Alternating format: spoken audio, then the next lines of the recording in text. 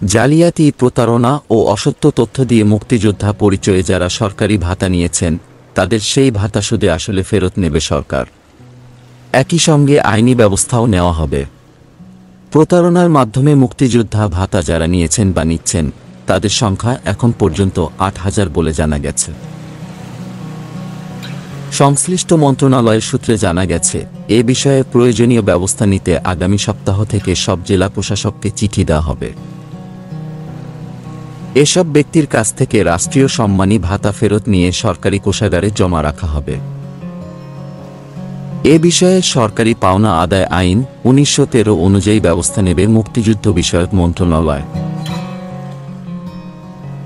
মুক্তিযুদ্ধ বিষয়ক মন্ত্রী আ ক ম মোজাম্মেল হক বলেন, সরকারি ভাতা সুদে আসলে ফেরত নেওয়ার পরামর্শ, সুপারিশ ও সিদ্ধান্ত এসেছে ১২ জুন সংসদীয় স্থায়ী কমিটির বৈঠক থেকে।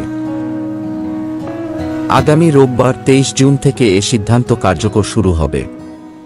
প্রতারণার মাধ্যমে সংগ্রহ করা ৮,০০০ মুক্তিযোদ্ধা সনদ বাতিল করা হয়েছে।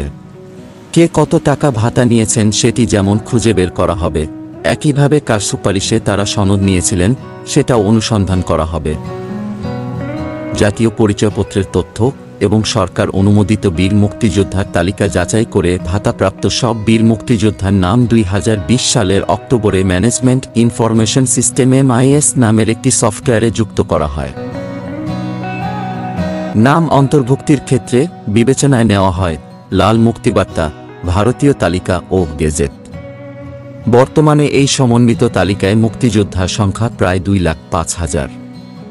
শুরুতে MIS-এ তাদের নামসহ অন্যান্য তথ্য অন্তর্ভুক্ত করার পর সংখ্যা ছিল ১,৭১,০০০।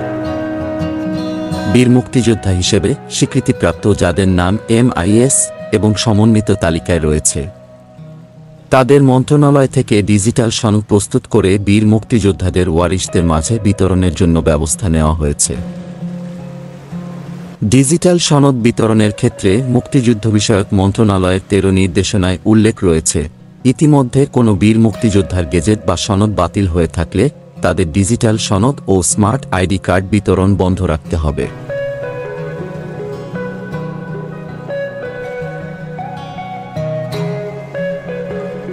অতীতে বিভিন্ন সময়ে এ ধরনের প্রতারণা চিহ্নিত হলেও কোনো আইনি ব্যবস্থা নেওয়া হয়নি।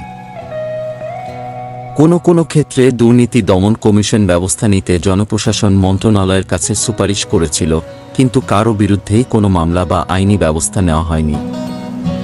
সরকারের ৫ শীর্ষস্থানীয় কর্মকর্তার বিরুদ্ধে মুক্তিযোদ্ধার ভুয়া সনদ নেওয়ার অভিযোগ প্রমাণিত হয় ২০১৪ সালে।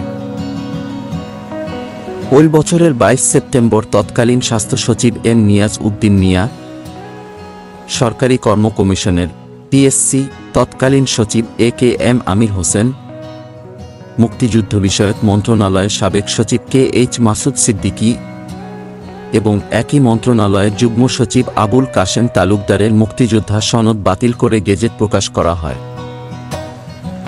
বাতিল করা হয় সাবেক সচিব এবং প্রতিমন্ত্রীর পদমর্যাদায় তৎকালীন বেসরকারীকরণ কমিশনের চেয়ারম্যান মোল্লা ওয়াহিদুজ্জামানের সনদ ভুয়া প্রমাণিত হওয়ার পর তাদের স্বেচ্ছায় অবসরে যাওয়ার সুযোগ করে দেওয়া হয়। ঢাকা বিশ্ববিদ্যালয়ের ৫ শিক্ষকের বিরুদ্ধেও একই অভিযোগ ছিল, তাদের বিরুদ্ধেও কোনো ব্যবস্থা নেওয়া হয়নি। এ ব্যাপারে আইনি ও বিভাগীয় ব্যবস্থা নিতে জনপ্রশাসন মন্ত্রণালয়ের কাছে সুপারিশ করেছিল দুর্নীতি দমন কমিশন, কিন্তু ১০ বছরে কোনো মামলা হয়নি।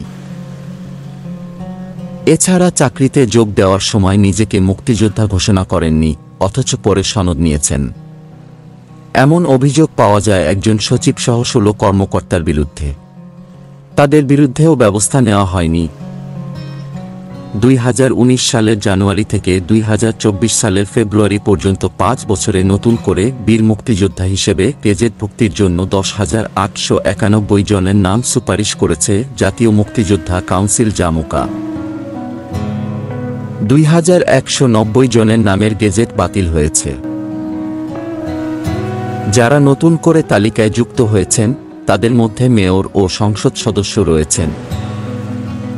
জামুকা সূত্র জানায়, স্বাধীনতার পর থেকে এখন পর্যন্ত অন্তত ৭ বার মুক্তিযোদ্ধা তালিকা সংযোজন বিয়োজন হয়েছে, আর বীর মুক্তিযোদ্ধা হিসেবে তালিকায় অন্তর্ভুক্তির ক্ষেত্রে বয়স, সংজ্ঞা ও মানদণ্ড পাল্টেছে 11 বার।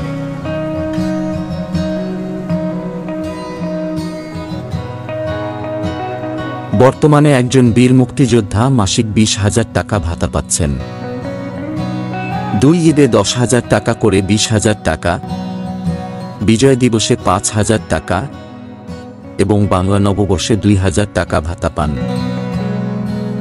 একজন বছরে সব মিলিয়ে পান প্রায় 2,70,000 টাকা।